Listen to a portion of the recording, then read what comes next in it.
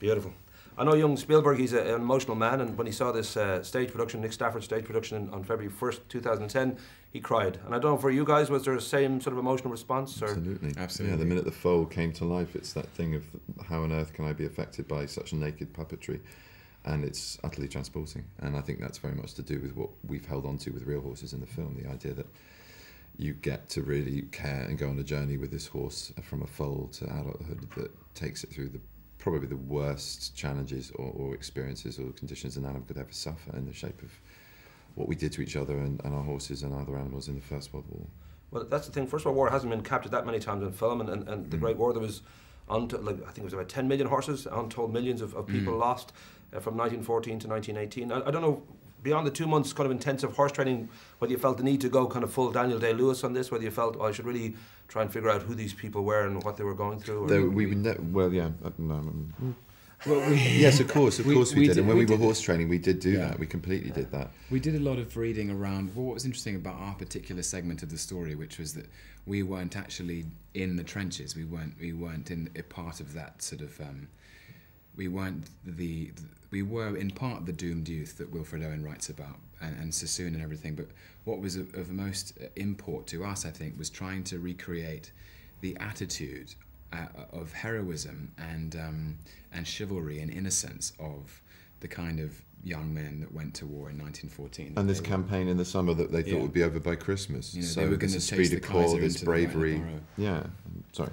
No, that was it. Simply put, that it was going to be quick. It was going to be easy.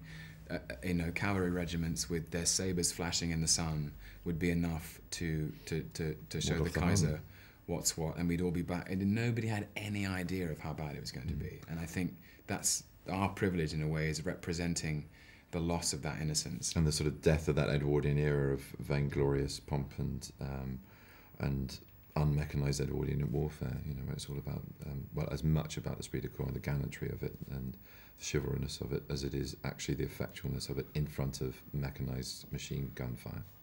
Much more articulately put. Hardly, no. I think I invented some words there, possibly. You can rewind that tape and have a giggle. Good old Spielberg, I think he's really getting the hang of this filmmaking malarkey. And I don't know, for you guys, when you're on set... Yeah, he's quite handy with the camera. He's getting good now. I think he's going to get in there. But that sense of being on set, I don't know whether it's hard to hide your glee at the fact that, okay, really I've got a job to do, but...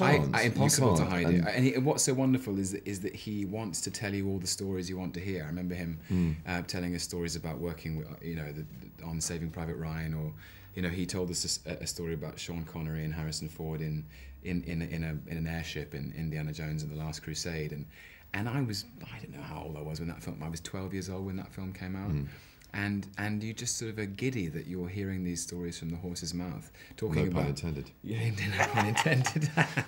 Talking about inheriting AI from Stanley Kubrick and what that was all about, and also Jeff Goldblum and Sam Neill on Jurassic Park. It's amazing. And then playing with the man with an iPad app that's called the Atomic Fart Machine, and him doing the Simon Says option, which is where you have to press the button as it goes with the different fart sounds.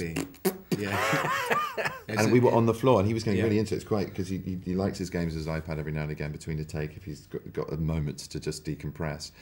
And we were just on the floor. There was one of the greatest directors, the greatest director of modern cinema. He was standing in front of us, playing a fart game on an iPad. And so it humanises the experience. He wants to encourage the idea of enjoying the filmmaking. We all take our responsibility of trying to illuminate or spread some kind of understanding of this very complex, now almost not forgotten, but there are children who are born now who will never meet or hear of an actual survivor of the First World War. It is a long time ago now, so it means that there is a burden of responsibility. We're part of the storytelling oral tradition to continue the understanding of a historical event, and while they're the most extraordinary historical and factual records of it, this is a universal way into a very complex and very upsetting era of human history. And so that side was taken very seriously, as was the technical side and physical side of what we were doing as horsemen, because there's a lot of responsibility to each other. There's up to 150 of us charging at any one time. It's the largest body of horse and man that you can get on the planet, basically. You don't do that in any other field of riding. So all of that was very serious, but there was not a gallows humour, but there was an enjoyment of trying to bring our best work on the day and personality as well. And that was just fantastic. Sweet, happy evening.